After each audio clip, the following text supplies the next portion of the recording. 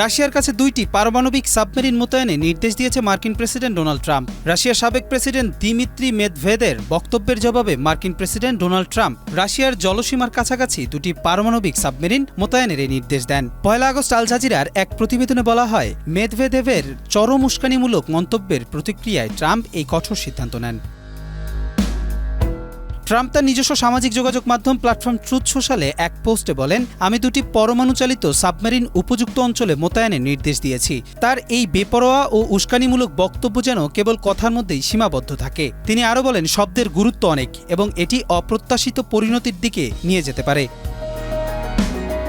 গত কয়েক সপ্তাহ ধরে ট্রাম্প ও মেদভেদেভের মধ্যে বাকযুদ্ধ তীব্রতর হয়েছে। ট্রাম্প এই সপ্তাহে আরও একবার তার কড়া অবস্থান তুলে ধরেছিল। ট্রাম্প তার পোস্টে লেখেন, আমি ভারত ও রাশিয়ার ব্যবসার ব্যাপারে পাত্তা দেই না। তাদের মৃতপ্রায় অর্থনীতিগুলো তারা একসঙ্গে ডুবিয়ে ফেলুক, আমার কোনো আপত্তি নেই। বিবিসির এক প্রতিবেদনে বলা হয়, ভারতের পণ্যে ট্রাম্পের 25% শুল্ক ও অস্পষ্ট জরিমানার ঘোষণার ফলে দেশটির অর্থনৈতিক প্রবৃদ্ধির ওপর মারাত্মক আঘাত আসতে পারে। কবির চৌধুরী, জয়, মাই টিভি।